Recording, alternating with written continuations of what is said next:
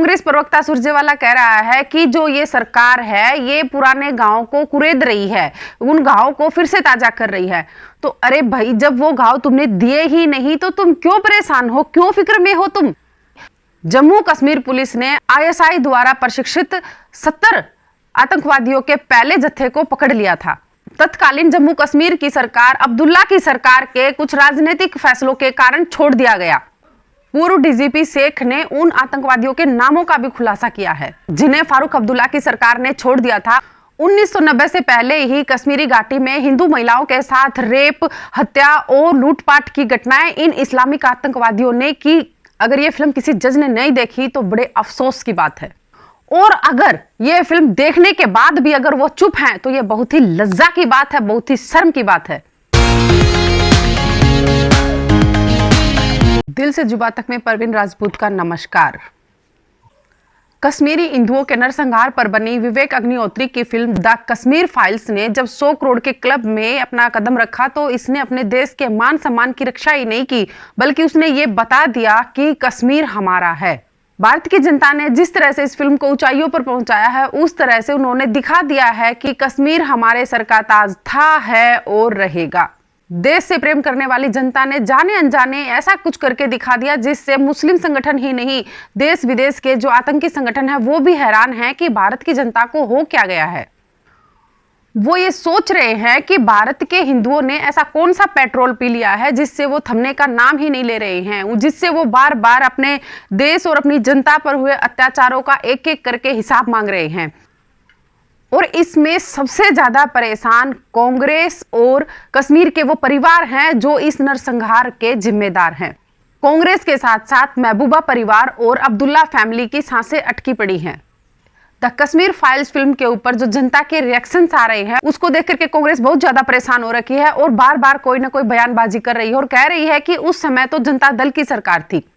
तो भाई, जब उस समय जनता दल की सरकार थी, तुम लोग उस समय पे निकम्मे थे, तो तुम्हें चिंता करने की जरूरत क्या है? तो तुम क्यों परेशान हो, क्यों डरे हुए हो?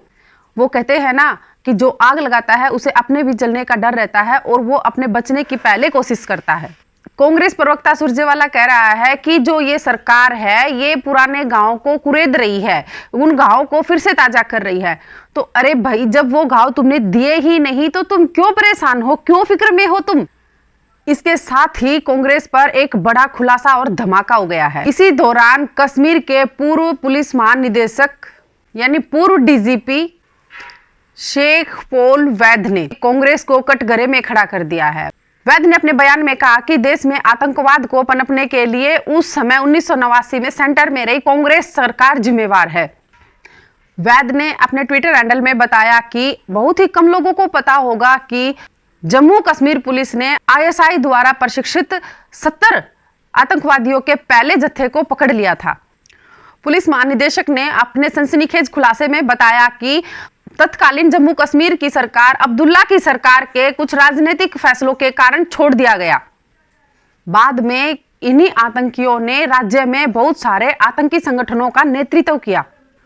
पूर्व डीजीपी शेख ने उन आतंकवादियों के नामों का भी खुलासा किया है जिन्हें फारूक अब्दुल्ला की सरकार ने छोड़ दिया था और बाद में इन्हीं आतंकवादियों ने घाटी में बहुत सी आतंकी घटनाओं को अंजाम दिया।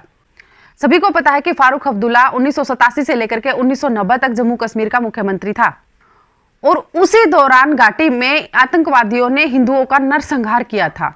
केंद्र में कांग्रेस के नेतृत्व की राजीव गांधी की सरकार के ऊपर डीजीपी ने उंगली उठाते हुए कहा, क्या केंद्र की सरकार की जानकारी के बिना ये 1989 में संभव था? पूर्व डीजीपी ने जिन नामों का उल्लेख किया उसमें त्रेहगाम का मोहम्मद अफजल शेख, रफीक अहमद अहंगर, मोहम्मद अयूब नजर, फारूक अहमद गनी, गुलाम मोहम्मद गुजरी, फारूक अहमद मलिक, नजीर अहमद शेख और गुलाम मोहम्मदीन तेली, ये सब शामिल थे।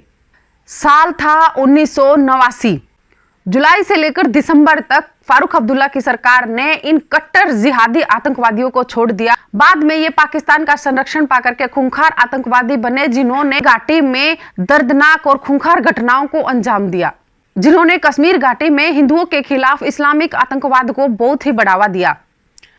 इन्हीं लोगों के द्वारा तैयार किए गए नैरेटिव के कारण ही 1990 में हिंदुओं के ऊपर अत्याचार बढ़े और बाद में जो इस घटना को अंजाम दिया गया, जिसका परिणाम ये हुआ कि घाटी में मदरसा समर्थित कट्टरपंथी जिहादियों ने कश्मीरी हिंदू पंडितों को घाटी छोड़ने पर मजबूर किया। 1990 से पहले ही कश्मीरी घाटी में हिंदू महिलाओं के साथ रेप, हत्या और लूटपाट की घटनाएं इन इस्लामिक आतंकवादियों ने की और आज इस फिल्म ने हिंदुओं पर हुए उस अत्याचार को फिर से जिंदा कर दिया है। उन जिहादी घटनाओं के जो जिम्मेदार थे उनकी धड़कनें इस फिल्म ने तेज कर दी हैं। अब ये सब कुछ बताने के बाद हम बात करते हैं हमारे मुद्दे की। ये फिल्म 100 करोड़ के आंकड़े को पार कर चुकी है, यानी इस फिल्म को भारत में 1 करोड़ से ज्यादा लोगों ने देख लिया है। तो एक हमारा छोटा सा सवाल है कि जो ये 1 करोड़ लोग फिल्म देखने वाले हैं, क्या इसमें कोई भी जज नहीं है या किसी जज ने ये फिल्म नहीं देखी है? साल 2021 के आंकड़ों के मुताबिक हमारे सुप्रीम कोर्ट में 34 जज हैं और वहीं हमारे देश के 25 उच्च न्यायालयों में हाई कोर्ट्स के अंदर 692 जज हैं। तो क्या किसी जज ने ये फिल्म नहीं देखी? अगर ये फिल्म किसी जज ने नहीं देखी तो बड़े अफसोस की बात है, और अगर ये फिल्म देखने के बाद भी अगर वो चुप हैं तो ये बहुत ही लज्जा की बात है, बहुत ही शर्म की बात है। क्योंकि जो सुप्रीम कोर्ट अपने आप ये तय करता है कि हमारी दही हांडी की लंबाई कितनी होगी, हमारे महाकाल के मंदिर में घड़े से कितना पानी गिरेगा और हमारे सबरी वाला मंदिर में किसकी एंट्री होगी, इन सभी मुद्दों पर बोलने वाला सुप्रीम कोर्ट आज ये सब कुछ देखने के बाद चुप क्यों है? चलो मान लेते हैं ये सब बातें तो पुरानी हैं, हम एक नए मामले पर अपनी नजर डालते हैं। कुछ माह पहले यूपी इलेक्शन से कुछ दिन पहले ही लखीमपुर खीरी में इस कथित किसान आंदोलन के लोगों ने 8 लोगों को मार डाला था। उस पर इसी सुप्रीम कोर्ट ने स्वतः संज्ञान लिया था। स्वतः संज्ञान, देखिए स्वतः संज्ञान मतलब बिना किसी अपील के, बिना किसी की याचिका के सुप्रीम कोर्ट इस मामले में कूदा और खुद से ही जांच पड़ताल की। लेकिन जब यहां पर 4 लाख हिंदुओं की बात हो रही है, लगभग 4000 कत्ले आम और अनगिनत रेप के जहां पर मामले हैं, जहां सारे देश की जनता की आंखें खुल गई हैं और वो इसके ऊपर अपने विचार रख रहे हैं, वहीं पर सुप्रीम कोर्ट चुप है। क्यों साहब? कहां गया वो सुप्रीम कोर्ट का स्वतः संज्ञान वाला हथौड़ा? टूट गया, बेकार हो गया या आपसे अब उठाया नहीं जाता? वो हम आपसे बड़े ही सम्मान के साथ कहते हैं कि अपने कोर्ट होने का, न्यायालय होने का और जज होने का इस देश की जनता को थोड़ा एहसास कराइए और दिखा दीजिए जनता को कि आप संविधान के रक्षक हैं, किसी पार्टी, किसी सरकार या हत्यारों के नहीं। हम चाहें यहाँ पर कितना ही कुछ कहे, लेकिन यहाँ कुछ होने वाला नहीं है। ऐसा लगता है कि सुप्रीम कोर्ट के सभी जज अपने कानों में रुई डाल करके बैठे हुए हैं और इनको तो हम कुछ कह भी नहीं सकते। अवमानना का मामला जो दर्ज हो जाएगा हम पर, हमें जेल भेज दिया जाएगा। लेकिन क्या हम अवमानना के मामले से जेल जाने के डर से चुप रहें? नहीं रह सकते। हमारा मानना है कि जितना इसमें यासीन मलिक, फारूक अब्दुल्ला, कांग्रेस ये सब जिम्मेवार हैं, उतना ही इसमें हमारी न्याय प्रक्रिया और हमारे न्यायालय भी जिम्मेदार हैं। क्योंकि ये सुप्रीम कोर्ट है, राजनीतिक दलों से सबसे ऊपर है, तो इनकी जिम्मेवारी भी सुप्रीम है। आपके पास अभी मौका है, आप भी अपने पाप धो लीजिए। जो पाप आपने 2017 में कश्मीरी पंडितों के हत्याओं के जो मामले थे उनके ऊपर जो सुनवाई थी उससे आपने मना कर दिया था। जब इस मामले पर जांच करने और मुकदमा दायर करने की बात की गई थी तो चीफ जस्टिस JS खेहर और न्यायमूर्ति DY चंद्रचूड़ की इस पीठ ने कहा था कि 27 साल तक आपने इस पर कोई मुकदमा नहीं दायर किया, तो 27 साल तक आप हाथ पर हाथ धरे बैठे रहे थे, तो अब क्यों आई? ये सच है कि इस मामले में काफी देरी हुई, लेकिन उस समय की राज्य और केंद्र सरकार और न्यायपालिका हमारी कहां गई हुई थी? अब बताइए कितने आश्चर्य की बात है, जहां सुप्रीम कोर्ट में 215 FIR दायर की गई लेकिन एक के ऊपर भी सुनवाई नहीं हुई। तो यासीन मलिक जो कई मामलों में दोषी है, आरोपी है, लेकिन आज तक कोर्ट उस पर कोई भी फैसला नहीं दे पाया है।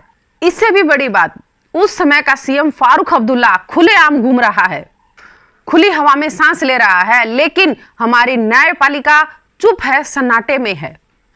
हमारा आपसे अनुरोध है, सुप्रीम कोर्ट से अनुरोध है कि एक बार और कष्ट उठाइए, स्वतः संज्ञान लीजिए। इस फिल्म को आधार मत मानिए, लेकिन जो तथ्य हैं, जो प्रूफ हैं, जो एक DGP एक संवैधानिक पद के ऊपर था, वो ये बात कह रहा है कि 70 आतंकवादियों को एक फारूक अब्दुल्ला के कहने से छोड़ा गया। तो ऐसे मामलों में आप स्वतः संज्ञान क्यों नहीं ले सकते? बहुत से मामलों में आप स्वतः संज्ञान लेते हैं, तो आप स्वतः संज्ञान लीजिए। और कुछ नहीं कर सकते, आप फैसला नहीं दे सकते, तो कम से कम एक आयोग ही बना दीजिए, इसकी जांच के आदेश दे दीजिए। कम से कम उन कश्मीरी पंडितों के दिल को इतनी तो तसल्ली मिल जाए कि हमारे देश में न्यायपालिका है। अगर हमें कहीं से भी ठुकराया जाएगा तो हमारी न्यायपालिका हमारे साथ खड़ी होगी। सब साक्ष्य हैं। दोषी पाने पर यासीन मलिक को फांसी की सजा, बिट्टा को फांसी की सजा और अब्दुल्ला को जेल भेजा जाए। लेकिन अब आप कहेंगे कि ट्विटर, सोशल मीडिया, इन सब चीजों से न्यायपालिका नहीं चलती, ऐसे न्याय नहीं किए जाते। चलो मान लेते हैं कि सोशल मीडिया से न्यायपालिका नहीं चलती, न्याय नहीं होता, लेकिन चुप रहने से भी न्याय नहीं मिलता। उस समय के वो पीड़ित लोग सुप्रीम कोर्ट के माथे पर अपनी एक मोहर लगा देंगे कि इतना सब कुछ होने के बाद भी हमें न्याय नहीं मिला। अगर आप एक बार उनकी बात सुन लेते हैं तो उन्हें तसल्ली हो जाएगी कि हमारे देश में न्याय व्यवस्था जिंदा है। वंदे मातरम। भारत माता की जय। जय मां भवानी।